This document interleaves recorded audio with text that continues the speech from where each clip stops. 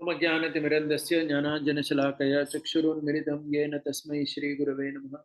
श्रीचैतन्यमनोभीष्टं स्थापितं येन भूतले स्वयं रूपकदा मह्यं ददाति स्वपदान्तिकं।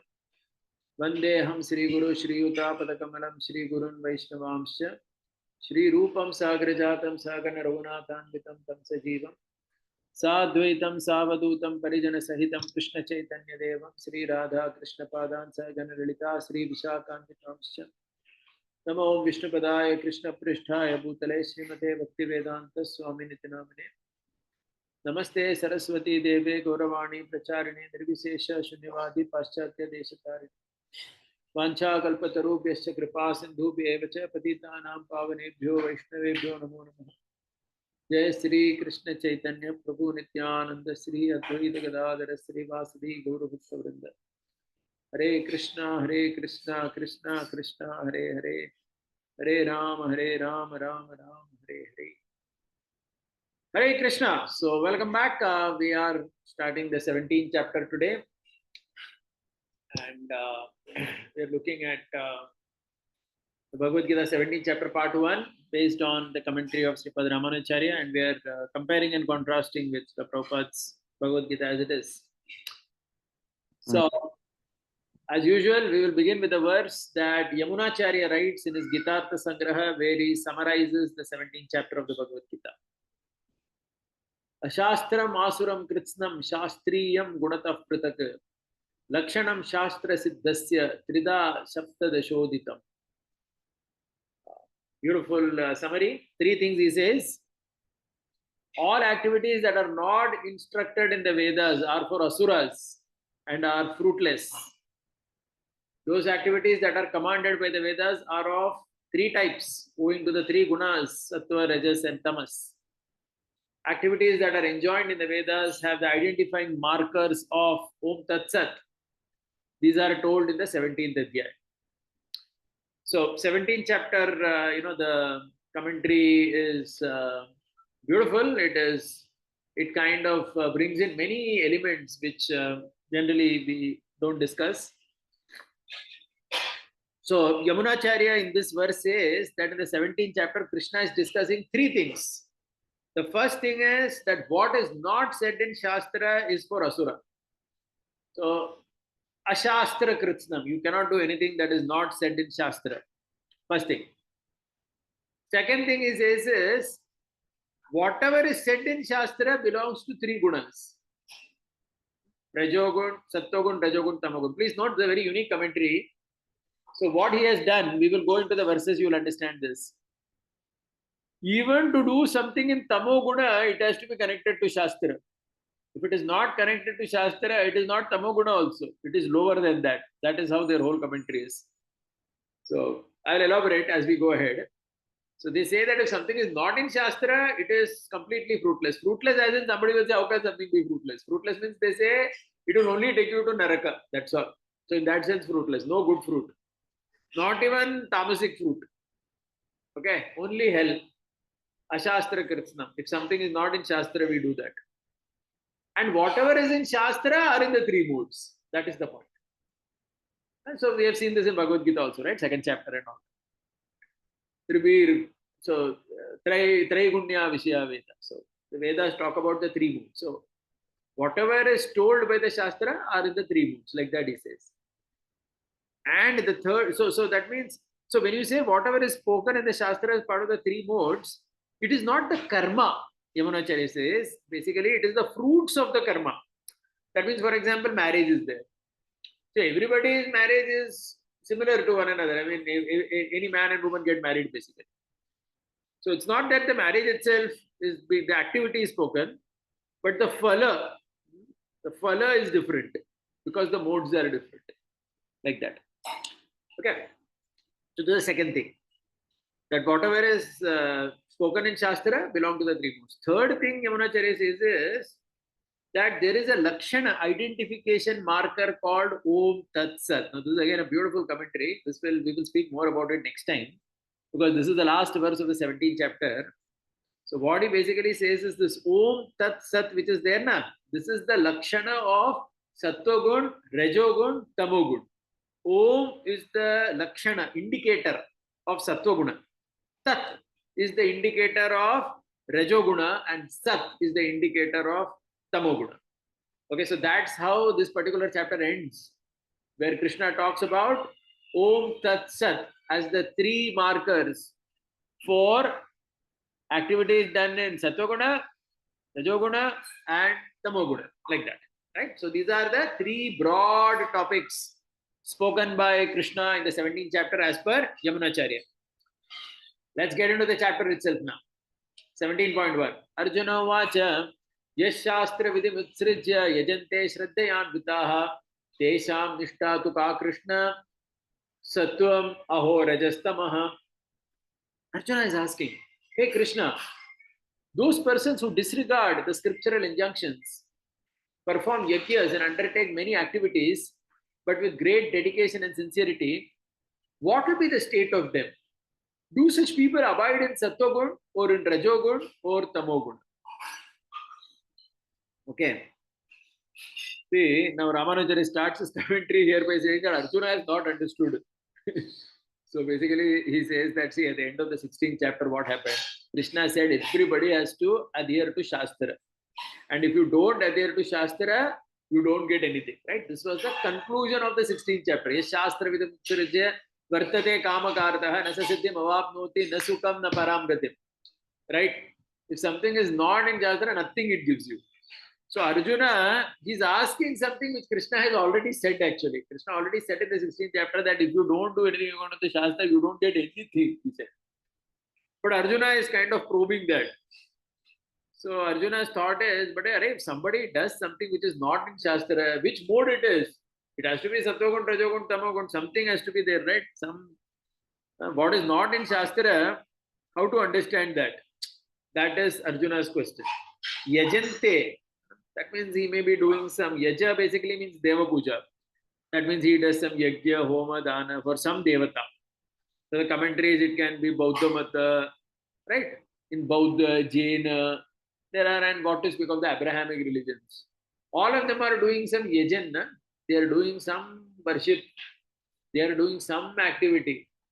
Correct? So that's how Ramanujara starts his commentary. He says that he doesn't talk about Abrahamics, he talks about the Buddha, Jain and all, because perhaps I think that was more those days in India. So he speaks about them. So Arjuna is asking if somebody does yajan, worship, as per those systems, other systems, other than Sanatana Dharma.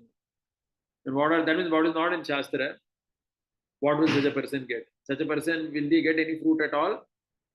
And more importantly, which mode are they in? Are they Sattva-gun, Rajogun, Tamogun? Okay.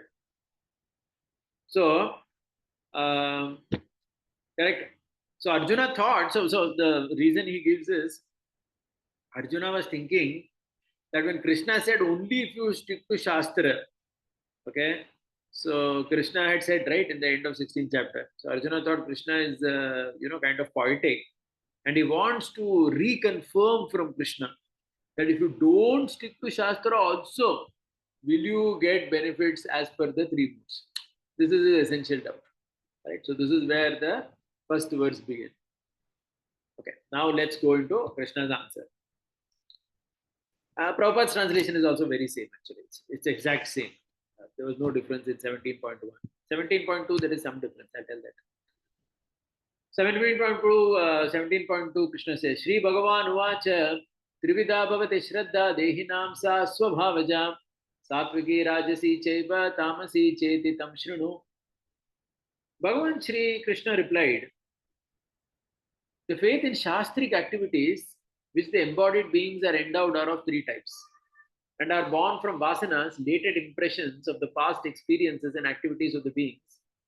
Those are Satvik Shraddha, Rajasic Shraddha, and Tamasic Shraddha. Now listen as I elaborate on this. The first thing, that, so 2-3 things. First, in the grammar, the poetry here, the Shraddha is in Strilinga. And that is why Satviki, Rajasi, Tamasi is mentioned. Somebody may say there is no word Shastra in the verse itself. Krishna in his verse is not saying Shastra anywhere. Then why is in the translation in Shraddha it is being said faith in Shastric activities? Okay. So Ramanujacharya says that, don't worry, we will explain that when we come to the 5th verse. Okay, we will explain that when we come to the 5th verse. Why here I have translated it as Shastric activities. Okay, then what about Arjuna's question? Because Arjuna, what he had asked, Arjuna's question in 17.1 was, if somebody does ashastriya karma, not in Shastra they are doing. So what is the connection between that and what Krishna is asking? He says Krishna wants to emphasize that all results are only from Shastriya karma. All, any result. Result means favorable result. Even Tamoguna gives some result at least. Okay, the sinful result is not being spoken here like that. They make a distinction here. Like so he says sometimes the teacher neglects a question which is not needed. Suppose in the higher class, a student asks a question and he's asking questions. Sometimes the teacher gets a bit irritated and teacher goes back to some fifth standard or some previous class only. Correct? So the point is, Arjuna had said basically that if somebody neglects Shastra and does, is he in the three modes? But Krishna's point is only Shastriya karma can be split in three modes. Ashastriya karma is completely useless. That is the point. Of course, only one important thing we need to explain why Shastra is written here in Shraddha. Correct? So in Prabhupada's translation, this translation, that's only one word difference. But this will become clear when we read 17.5. In fact, you'll be able to appreciate why he has put Shastra over here. Anyway, let's go ahead. 17.3. Tattvanurupa sarvasya Shraddha bhavati bharata Shraddha mayoyam purusho yo yat shrad sa eva saha. Hey Arjuna, the scion of Bharata, the faith of all men is in accordance with one's mental disposition. Everyone is bestowed result of the kind according to the kind of faith. Whoever possesses a particular kind of faith, he truly experiences a result which are in conformity with that kind of faith. Okay, so basically what is happening here is Krishna is saying, Krishna wants to talk about the characteristics of Shraddha in the three modes. Okay, so only when some problems are caused by them, we know they exist. So just like appendix is there, we know only it is there when it troubles. So anyway, we'll get back to this point later. So here, now see, one translation is very significant. Actually, I'll tell you, I'm just seeing Prabhupada's translation. Okay, this Sattva Anurupena, Sattva he has translated as mind. So he gives a commentary for it. Sattva he has translated as mind. Prabhupada has translated actually Sattva as existence. So why have they done that? A similar thing, mind, existence, like that. Why have they done that? So Ramanujacharya says that, see, in the Upanishads, there is a verse, Ahara Suddho Sattva Shuddhi. We may have heard it. It's there in some Prabhupada book also. Ahara Suddho Sattva Shuddhi means if your food, Ahara, is Shuddha, pure, then what happens? Sattva is Shuddhi. Now, what is the Sattva over there? Is it Sattva Guna? No. In the Upanishad, the word Sattva is used for the mind because the mind comes from Sattva Guna, you may say that. So, Sattva, the mind, the Manaha is referred to as Sattva. So, that's why here Sattvanurupa Bhavati is said in accordance with one's mental disposition. So, as per the mind and the mode in it, one has Shraddha among the three modes. Okay, so mind, intelligence, and body has three modes, and that affects one's Shraddha or faith. So, second line basically here talks about the effects of moods. Like this word Shraddha Mayo, is highlighted in the commentary. Shraddha Mayo, just like Hiranmaya. Hiranmaya means what? Completely made of gold. Hiranmaya in a patre, like that. Golden. So, Shraddha Maya means what? Does it mean made of Shraddha? What do you mean like person is made of Shraddha? So it's not very clear. So he says Shraddha Maya means the Jiva who is there is a Vikara of Shraddha. Vikara as in transformation. That means our entire mental state of existence is a transformation of the kind of faith, Shraddha we have. Now please remember, Shraddha as faith is a very narrowed down definition. As we explore this chapter, you will see Shraddha doesn't have a very easy Sanskrit, English equivalent meaning. Okay, but though faith is only given here also, but if you actually carefully see, it's not that easy to translate this particular word. Because somebody may say, I don't have any faith in God, or I don't have any faith in anything. So what is this Shraddha? Shraddha actually is like a disposition. That means the kind of notions we have in life. Everybody has a particular notion in life about how something is. We all have a very strong belief system, we say, right?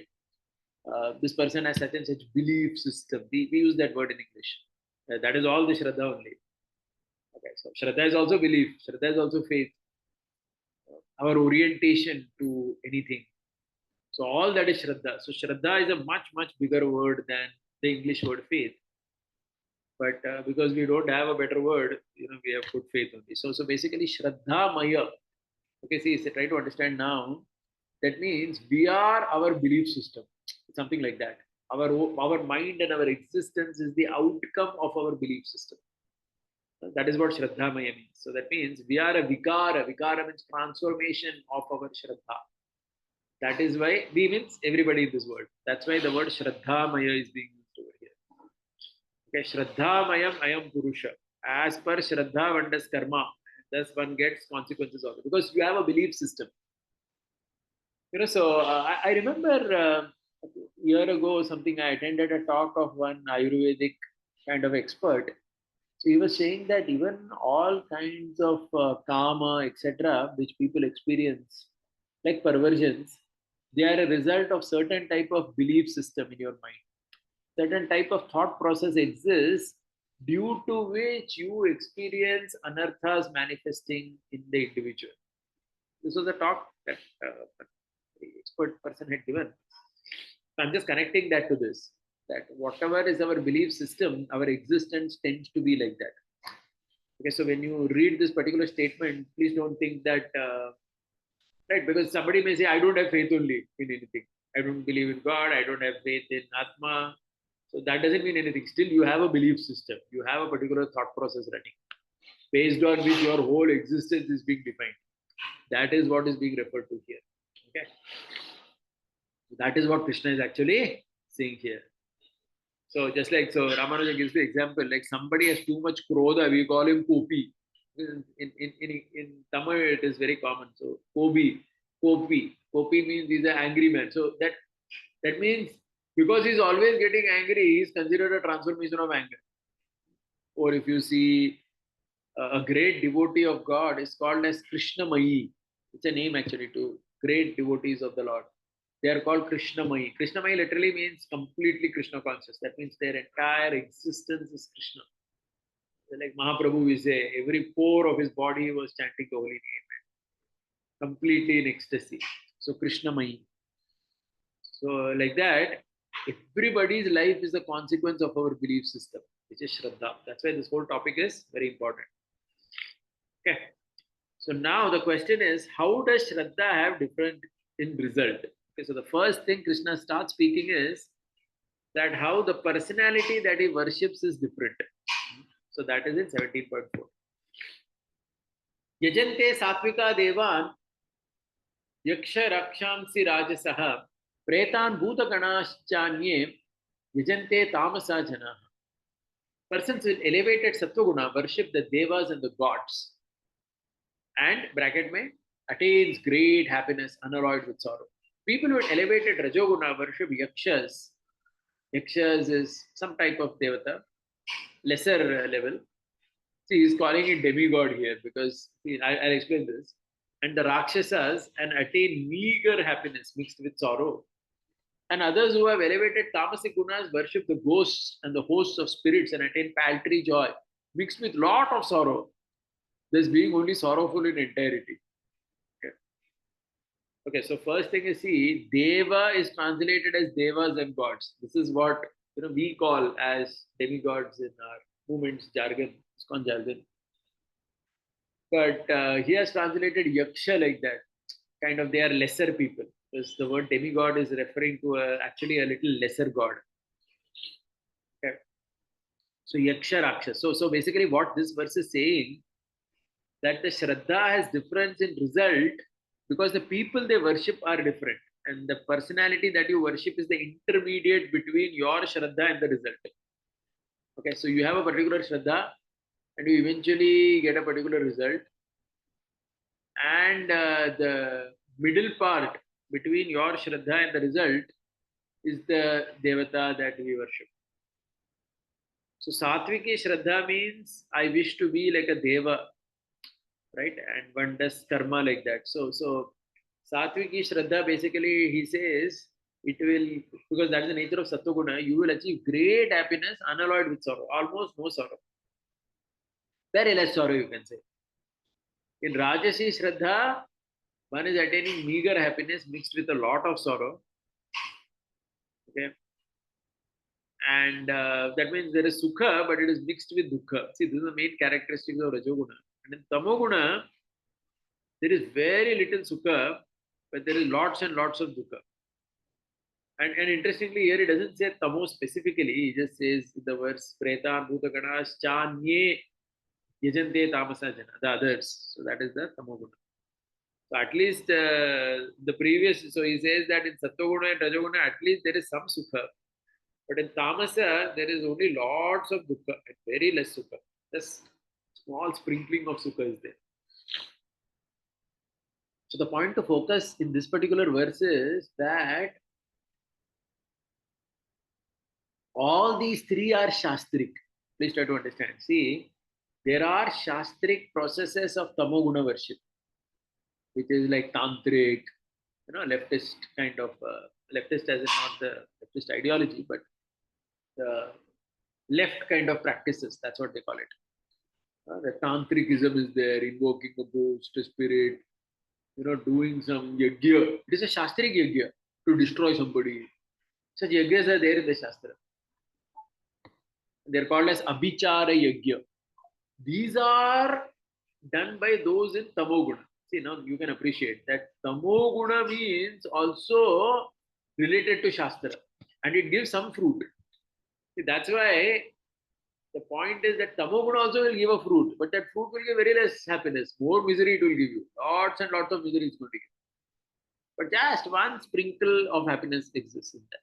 Little that I destroyed my enemy. That's it. But then you're going to suffer a lot also because of doing such kind of actions, because it wasn't tamasic good. Right? Now we are going to come to Krishna's answer. See, Arjuna had asked the question right in the first verse. If somebody does something against Shastra, what happens to him? That Krishna has not yet answered. Krishna just said that, hey, look, people are in three modes and their faith is as per that. And those in Sattva, they do this, the Rajogun, they do this, Tamogun do this. He did not exactly spell out, right, the other part, what Arjuna's question was. So that he is now saying here. Look at this verse. Ashastra vihitam ghoram tapyante ye tapo janaha damba ahankara sanyuktaha kama raga balanvitaha. Look at the translation. Those people who are possessed by ostentation and conceit want to put up a show that they are also very virtuous and they can also perform very difficult rituals and have the necessary strength for acquiring such desired objects, practice terrible penances or yajnas requiring great exertion, which are not sanctioned by the scripture. See, now you are seeing the answer to the first verse. That is why in the second verse, when Krishna had said, right, Trivida Bhavati Shraddha, there Ramanujacharya had said, which are according to Shastra. I'm repeating the point. So in the second verse, you remember the translation, it was there, as per Shastra. So we had said also, in that verse, Shastra is not there in the verse. Why is in the translation Shastra added? That is because of this verse. Because in this verse, Ramanuja says that he is answering that fellow's question. Arjuna's question is being answered here. Ashastra vihitam. You are not as per Shastra, you do something. Of course, proper translation here is very similar. I mean, actually the same only. It translates the same. Those who are, translating the same thing. Ashastra vihitam goram, not in scriptures. Yes, translate. Because the verse is very simple and direct. Nobody can translate in a different way. The translation is same here. But the commentary, so the focus here is, what he says is that now Krishna is answering Arjuna's question. That, hey, look, if it is not in Shastra, you are not going to get anything. And not going to get anything means you're going to get hell only. That's it. And that will come in the next verse. But anyway, this verse, this is only first part of his answer. What is he saying here? If you don't follow Shastra, what happens? You are doing many things. So, yeah, so then in the commentary, he says, what is Ashastriya Karma? He is elaborating it because somebody may say, Ashastra Karma matlab kya? What does that mean? He says, one thing is doing things not mentioned in Shastra, and second thing is doing something not as per Shastra. That means, for example, a Kshatriya is supposed to do, he says in example, Kshatriya is supposed to do Rajasuya Yajna. But suppose a Brahman says tomorrow, I will do Rajasuya Yajna. Why I can't do? I will do Ashwamedha Yajna. Why can't I do? But that was told only for a Kshatriya. You're not a Kshatriya. Why you want to do that? You do something else. For you also some yajna is there. Why do you want to meddle in some Kshatriya's dharma and do that? Because that had a meaning. If you're doing Ashwamedha Yajna, Rajasuya Yajna, it was for a king. It was not for a common man to do all this. So he says that is also Ashastra only. That means Ashastra means one is directly not in Shastra, concocted, as we say. And the second thing is, it is there in Shastra, but it is not for you. It was somebody else. You have taken somebody else's yajna and you are trying it out. Then also he says it is Ashastra. Beautiful commentary. I mean, from a commentary perspective, it is perfect, right? It fits in the verse context, everything. Now, the only thing is how these are implemented, right? So basically, it is one may do very ghora also. Ghora means overdoing something, like fasting and doing something not mentioned in Shastra. Okay, like today is Ekadashi. So today fasting is very good. But somebody cannot say every Sunday I will fast because it's easy for me, Sunday I can fast. But then Sunday you're not having upavas, you're only fasting. As in, there's a difference between upavas and fasting. Upavas is you are coming closer to the Lord. This is just bhukhe rehna, like that. So like this he says. And what happens to such people? That is to be said. So 17.5 and 17.6 is the answer to Arjuna's question. Look at 17.6. कर्षयंत शरीरस्थम भूतग्रामम अचेतसः माम चैवांत शरीरस्थम तान विद्धि असुर निश्चय, lacking in discernment such that they emaciate the five elements which constitute the body. They also torture the individual self, Jivatma, who resides within the body, who constitutes my body and is my amsha. Understand all such people to be demoniac in the resolve, who act in direct contradiction to my commandments, and they will not even have an iota of joy, and only multitudes of calamities will befall them. So this is like the translation and commentary put together. Okay. So basically what he's saying here is, okay, he's saying acheta saha means literally they have no mind. Acheta, chetana hi nahi hai unko, mani nahi hai. They're troubling the body, and inside me, I'm sitting inside. So how to understand this? So because if you go back to Prabhupada's translation, he says the super soul. And in fact, it is Mam Chaiva, because Krishna is saying Mam. Mam means I am, right? So what Ramanuja has done is, so he's asking question, how can Lord be troubled? Because somebody may say, how can Lord be troubled? Because the Jivatma, no matter what nonsense he does, the Lord is like the bird, who is just sitting and watching. It is only the bird who is eating all the fruits he is suffering or he is enjoying. How can the Lord be troubled? So he says, if the Jivatma, so what Ramanujacharya does is, here this Mam, he translates it as Jivatma. I'll tell you why. Because the Jivatma, he says, is also part of Paramatma, and address to Paramatma can also be seen as Jivatma. So Jivatma is part of Paramatma, na? So sometimes the Jivatma is also called like that as Paramatma. So the question is, why Krishna doesn't say directly Jivatma? Why is saying Paramatma? Why is saying him? He says, because Krishna is feeling that this Jivatma is my property, and this person is troubling the Atma so much that Krishna is feeling so bad, that Krishna is feeling that that torture is for me only. I am only getting tortured. Like that he feels. So this is a commentary. So Ramanujacharya's point is, when Krishna is saying that I am being tortured, it is not that I, Krishna, it is the Jiva only is getting tortured. But the Lord is feeling such a compassion and closeness with the Jivatma. He feels that why this person is doing all this and torturing. So he feels that literally I am getting tortured. Like that the commentary is. Right. So now the answer is very clear. So Arjuna's question is getting answered now. And the first topic of Yamunacharya is done. What is the first topic?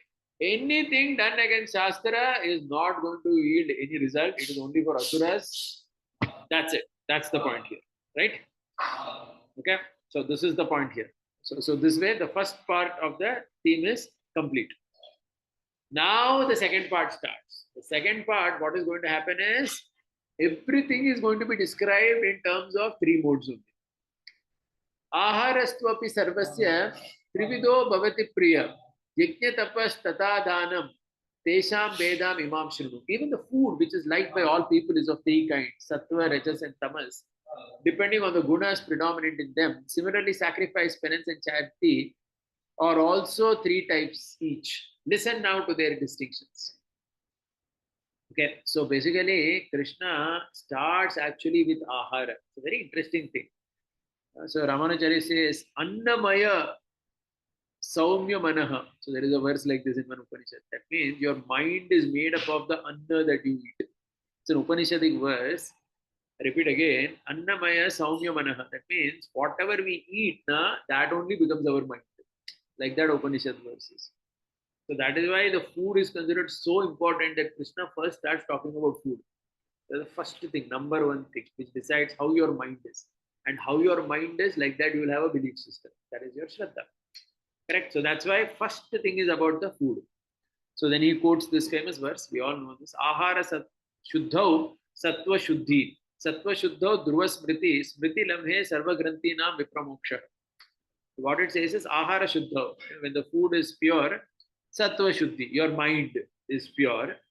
And when the mind is pure, dhruva smriti. Dhruva smriti means you can remember Bhagavan very easily.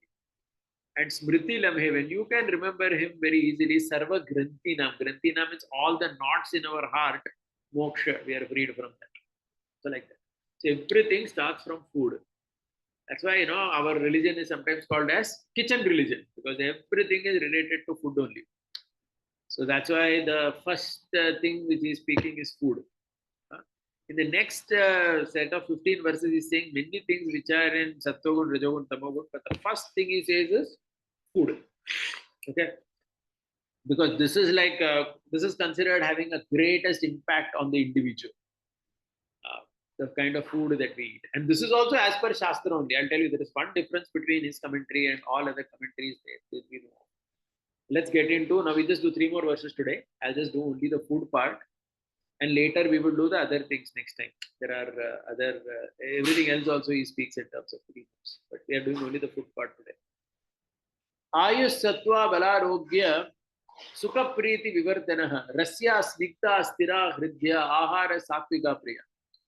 The food which promotes longevity, which generates purity of mind and causes growth of clear knowledge, strength, good health, happiness, induces pleasant actions. Food which are sweet and succulent, moist and not dry parched, capable of sustaining and strengthening the body for a long time, pleasing to see. Such food is very dear to people endowed with sattva. Okay, now the interesting thing is, Krishna is talking everything in terms of qualities. Okay, what increases by sattva? So what is sattva guna food? Sattva guna food means which basically does these 6 things. Now these 6 things he elaborates very much. First he says is Ayu. That means it gives you long life. Ayu, first thing is that, Vardhana. So that means he says first thing is Ayu, your life increases by eating Sattva Guna food. So that is considered like the first thing. In fact, like in astrology, those of us who study that, we know that the first house we call in the chart is called as Lagna. And that Lagna indicates the body, how the body will be, how the life will be in general. So Ayu. So first thing, the goal of everyone is to ensure that we have a long life. Because only if you live long, you will be able to do something in the world. Death means that's it, right? I mean, you're unable to contribute if there is like premature death. So that's why the first thing is food that is said. Okay. The second thing he says is sattva. Now, what is the sattva? The sattva is the mind. That means in the mind, purity will increase. That is how the translation is. Sattva means mind, but here sattva gun food, giving sattva means what? It means food in sattva guna basically will give you a very healthy mind, a pure mind actually. This also we have already discussed. So Bala and Arogya. So it's very interesting. Bala, Arogya both seem very similar in translation. Bala and Arogya. He says no. Bala means the strength of your pranavayu. Bala means, he says, like energy. Right? Like some people are very energetic, na? Pranamaya kosha we call it.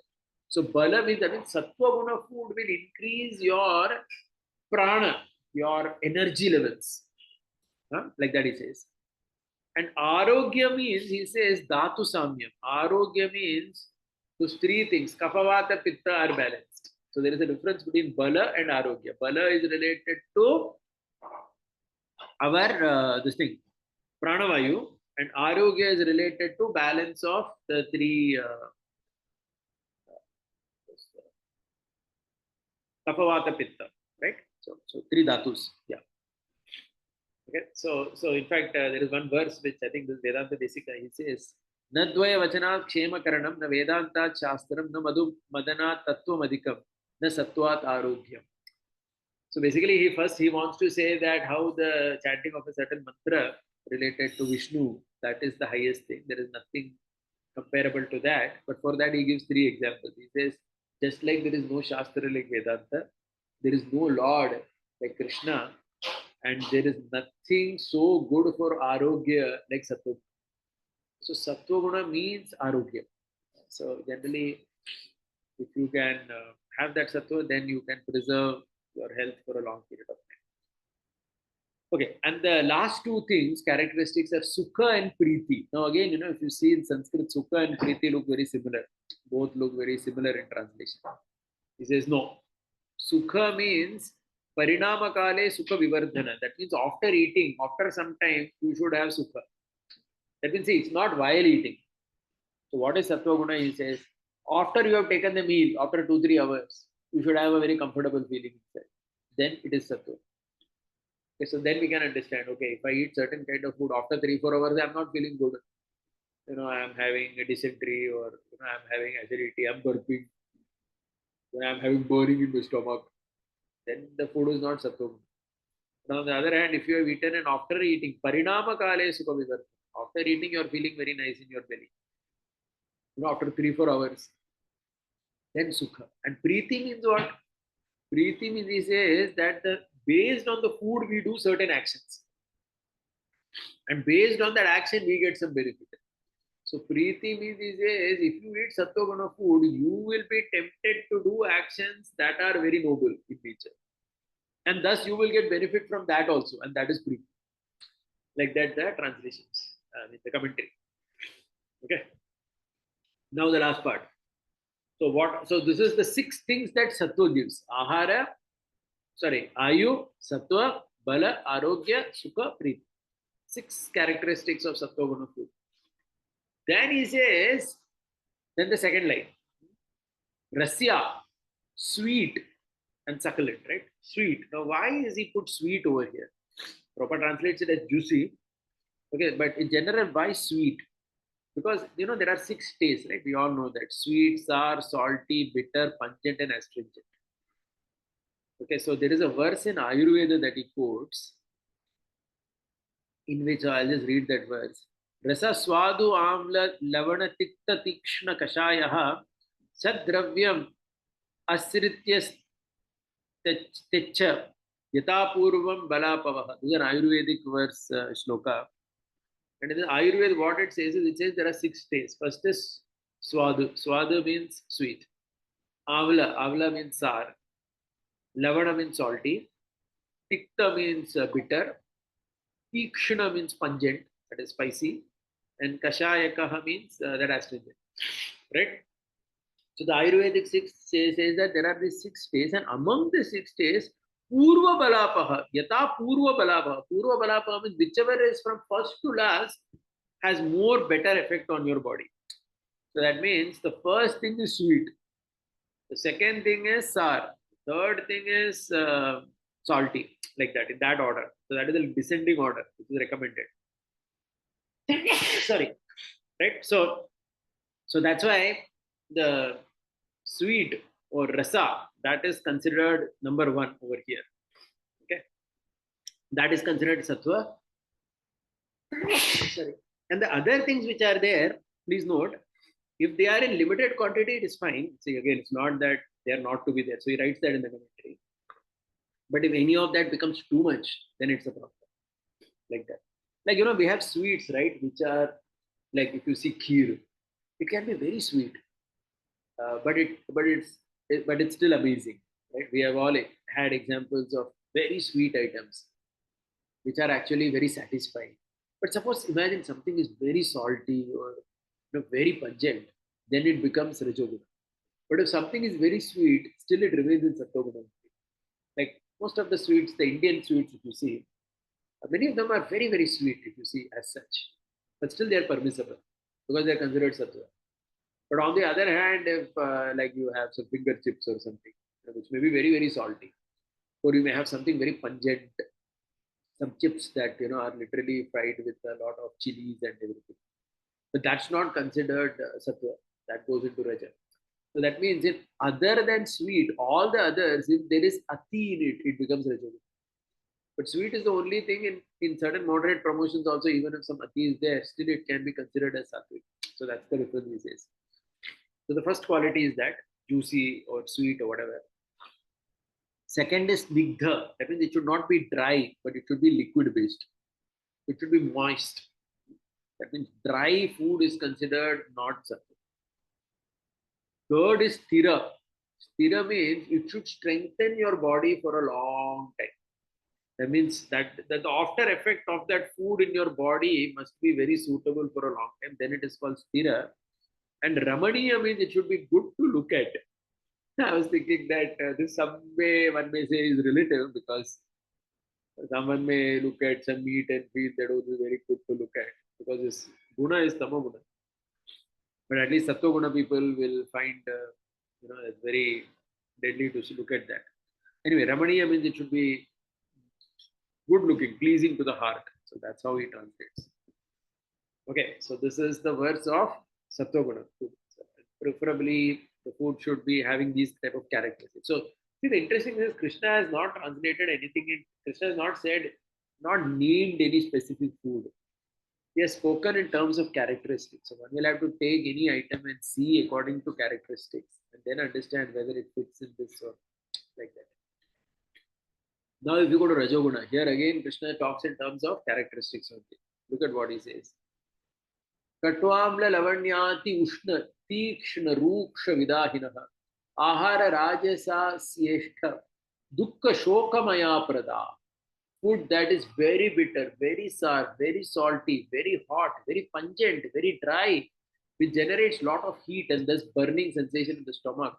Such food causes hardship, induces one to indulge in actions which cause grief and variety of sickness over time. Such food is dear for people who are rajasic in nature.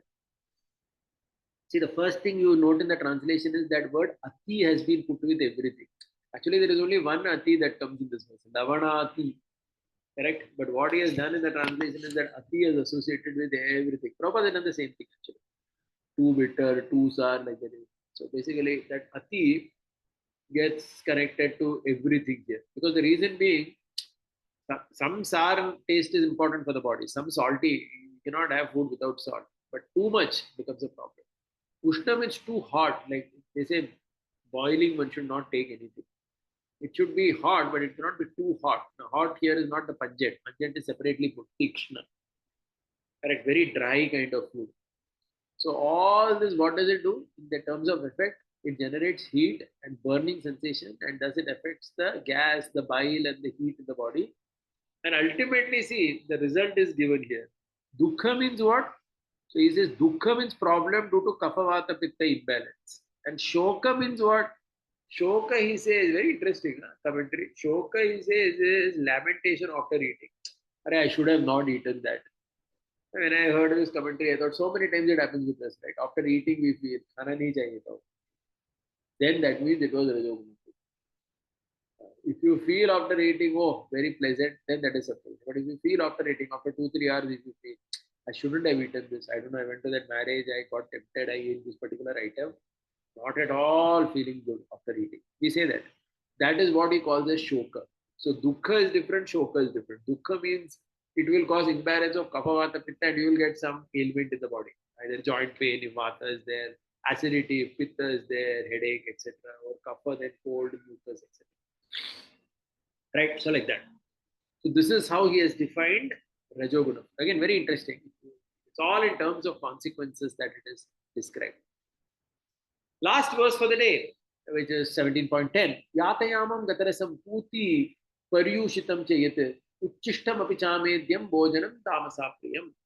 That food which has exceeded its due time of use, has lost its natural taste, has become putrid, has become stale, and also undergone change in taste, which is left over after somebody else other than one's guru, father, eldest brother, elder brother, husband has partaken it, which is not offered to Bhagavan in Yajna, are types of food which are liking of those having Tamoguna. See, please remember here. So somebody may say, "Are consequences not given here?" Like previously we saw na consequences, dukkha, shoka, etc. So Ramanujara says that previous consequence which was given, you have to multiply that many times, and that is the consequence here. So there, if dukkha, shoka was said here, even more dukkha, even more shoka. Krishna has not said it, but he said you can take those two words and put it here also. So dukkha, shoka. So first thing he says yata yamam. So it seems this yamam na in Sanskrit means two muhurta. One muhurta is 1.5 hours. So yamam means two muhurta, that is why 3 hours. That's why Prabhupada also talks about 3 hours, because yamam literally means 3 hours. But Ramanujacharya says this chirakalena avastitam. That means 3 hours, don't take it very literally, he says, as per the item it will change. He says some items they may last only 1 hour, some item may last 10 hours.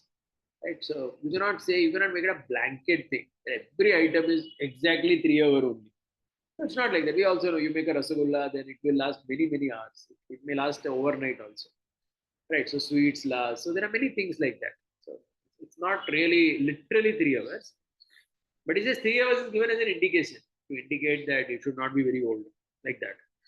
So he says don't take it literally, but take it figuratively. Like that he says. In the commentary. As per item, you'll have to look at it. He says.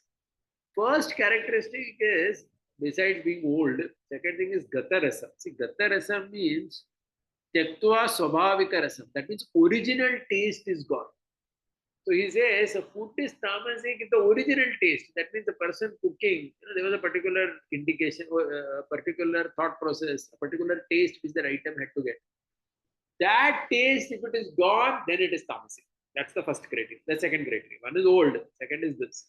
And we all understand this. Many times we eat some food which is taste is gone in it, then it is tamasic. Original taste.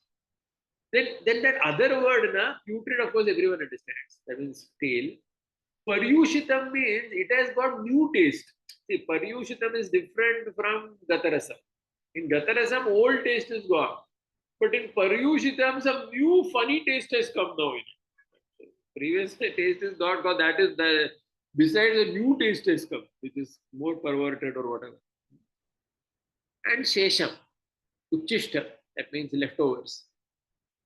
So here, see, this leftover also now. So he says that guru, father, elder brother, husband. In a traditional system, these people's Uchishta is taken. So Uchishta also they define in a very different way. So one definition of Uchishta I gave is necessarily don't take that from the same plate of a person you have to take. That is not Uchishta. They say that if you serve someone, whatever is left in the pot, that is Uchishta. So like that they define. So just like, we sometimes hear stories now that like Madhavendra Puri did a DT installation. First he served the Brahmanas. Then he will serve a next lot like that. So that's how the service is done, because what is left behind in the pot is also called as Uchishta in one way. I mean, it's kind of a very high level definition, but that exists like that. So we should not just think that it is only from the plate. So anyway, yeah, like that.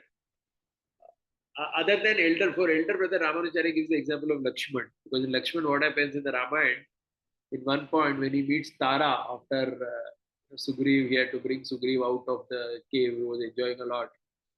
That time Tara offers Lakshmana some fruits to eat, saying that because Lakshmana is very angry, because Sugriv had not come to help. 2 months had passed and so on. So Tara brings fruit. So first thing Lakshman says is that in my life I have never eaten anything not accepted by Rama. Else for me it is like dog remnants. He says, sorry, I cannot eat this because my brother has not taken this. Okay, so literally here again he says the meaning is not that Ram would eat something and give it back. What it means is he would eat, I mean, if there were some 10 fruits, he would eat 2 fruits, then whatever was left is called as Uchishta. That definition fits here. That's why even the Shabari, right, giving those berries and all that. And there are so many different commentaries of what is the Uchishta. Some people say literally he bit and gave or whatever. But some say no, that's like too much to accept.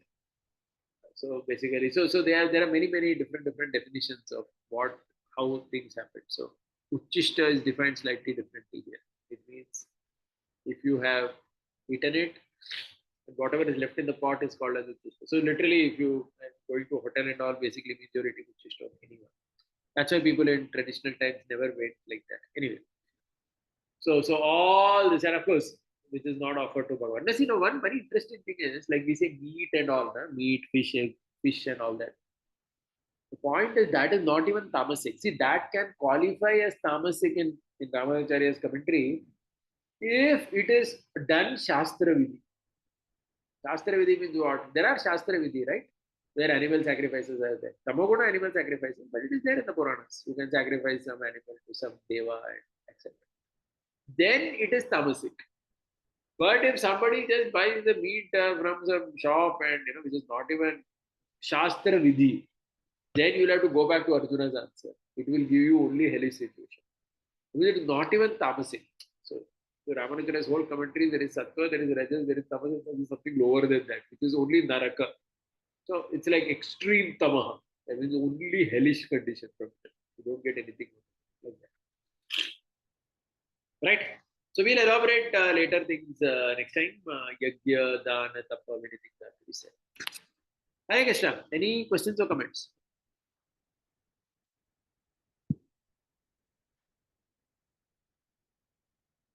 Okay. Hare Krishna, Prabhu. Prabhuji, Yeah. you done with? Prabhuji, you mentioned about sweets being in goodness, and then you said that the food in goodness does not causes illness, but in the today's time we are seeing so many diabetic cases, etc., happening. So I was like, because we need to understand, like, how sweets would be in goodness, and like with respect to Yeah. quantity or regular habits, how it can be in goodness. Yeah, good question. Good question. I was thinking about it. See, one thing is that a lot of Indian sweets, traditionally, they are made from jaggery, first of all. This refined sugar that we use, right? See, that itself is a problem. That anything refined, they say, is an issue, like refined oil, refined salt. And there's a lot of study and things that are refined. This white sugar that we get now, that is considered. This was not there, right? This is like these are a little bit more modern. I'm not saying previously that type of a thing didn't exist, but I mean the way it is done today, the refining in that it's different. And also a lot of, especially in South India, I've seen that a lot of traditional sweets are jaggery based. A lot of it, maximum are jaggery based. There are sugar sweets, not that they're not, but they're very less in comparison. Primarily, it is jaggery based only, right? Prabhu, one more observation Good thing is is, that yeah, one sorry. more observation is there that even this white sugar or cane sugar used to be in a different form, like, which was not crystallized. We, like, Yeah, typical correct. language we call as khand, right? So that people, like, I have still seen in villages, they don't go to this crystal sugar concept. Yeah. Also, another thing, Prabhuji, diabetes. Now, please remember, correct me if I'm wrong. Diabetes is not the outcome of eating sugar. It is the outcome of many other problems in your life, mostly Rajoguna only. But Agree. because Yeah. you got diabetes, you cannot eat sugar. Am I right? I think I'm right in that. Correct? Nobody will say that eating sugar. Yeah. I mean, of course, because that refined sugar itself has a set of problems. Leave that aside.